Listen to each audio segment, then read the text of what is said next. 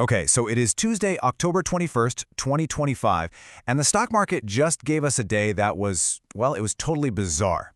We're talking about a market with a serious split personality. On one side, the Dow is hitting a brand new all-time record high. But at the exact same time, major warning signs are flashing everywhere else. It's a tale of two markets, and we're going to dig in and figure out what on earth is going on. Just take a look at these numbers. You've got the Dow Jones, full of those big, traditional, old-school companies, powering up to a record. Awesome, right? But then you look at the tech-heavy Nasdaq, and it actually finished down for the day. And the S&P 500, the one that's supposed to represent the whole market, it basically went nowhere, completely flat. So how do you get a record high and a loss on the very same day? That's the puzzle we're going to solve. So what was really going on under the surface? Let's break down all these conflicting signals the market was sending us today. The day really had a rhythm to it, kind of like a three-act play. It kicked off with this huge wave of optimism thanks to some great company earnings. Then it hit a wall midday because of some geopolitical chatter. And it all ended with this clear split between the winners and the losers. And that was before some really crucial after-hours news came out and made that divide even wider. So let's walk through that timeline. The opening bell rings and it's all about General Motors and Coca-Cola just absolutely lifting the Dow. But then, midday, some comments from President Trump kind of threw cold water on the hopes for a quick U.S.-China summit. That brought in a dose of uncertainty, which, the market absolutely hates. By the end of the day, the Dow managed to hang on to its gains, but the Nasdaq stumbled. And then, after the bell, we got disappointing numbers from Netflix and Texas Instruments that just piled even more weight onto the tech sector. So first, let's look at the bull case, all the good news. This was really the story of the old guard stepping up and stealing the show. We're talking about those classic, non-tech companies that showed us the real, physical economy is still incredibly strong. This is what lit the fire under the Dow and sent it to that record. And let's start with Exhibit A, General Motors. The stock skyrocketed 15%. This wasn't just a small beat. This was a total blowout quarter. Why? Well, they were selling a ton of trucks and SUVs. And to top it all off, we got news that tariffs on auto parts would be pushed all the way out to 2030, which was another massive tailwind for them. And it wasn't just cars. Look at Coca-Cola. The stock popped 4% after what we call a double beat. They beat expectations on both sales and profit. Now, the really key thing here is they were able to raise their prices, and people just kept right on buying their drinks. That is such a powerful signal that consumer demand is alive and well. And this chart really tells the story. You can literally see the split right here. Sectors like industrials, that's where GM is, and consumer discretionary were the day's absolute winners. But at the same time, other parts of the market, like materials, were getting hammered. It was a market of haves and have-nots, plain and simple.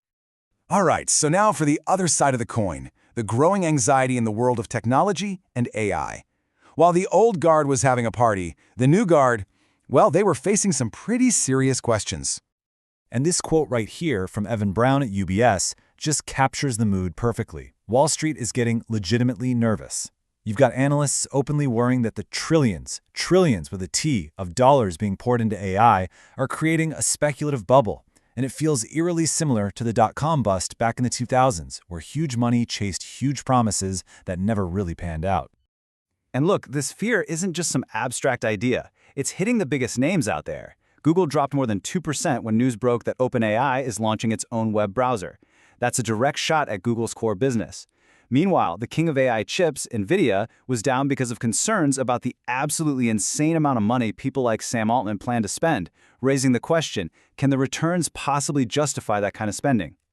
And that negative feeling just got worse after the market closed.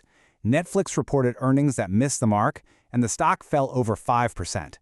Now, to be fair, the miss was because of a one-time cost from a tax issue in Brazil.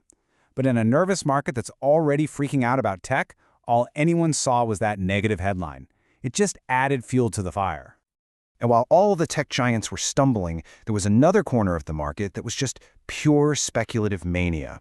Shares of Beyond Meat exploded by an incredible 146% in one day. This had nothing to do with fundamentals. It was a classic short squeeze. It's just a sign of a really frothy, high-risk, almost casino-like mood out there. So you've got a strong traditional economy on one hand, and a super nervous, possibly bubbly tech sector on the other. What in the world is an investor supposed to do with that? Well, let's look at three very different ways you could think about navigating this. Okay, scenario one is what we'll call bullish continuation. This strategy is basically betting that the fundamental strength we're seeing in companies like GM is the real story.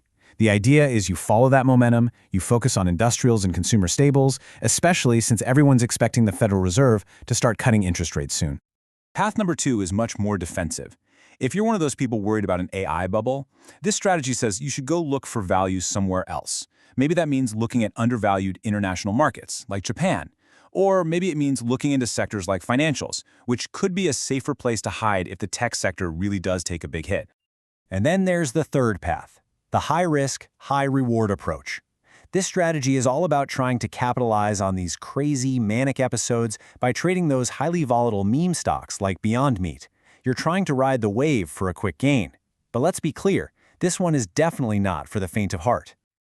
Okay, let's boil this whole complicated day down, right? Let's get to the essential takeaways, the most positive way to look at it, the most negative way, and what you really need to be watching from here on out.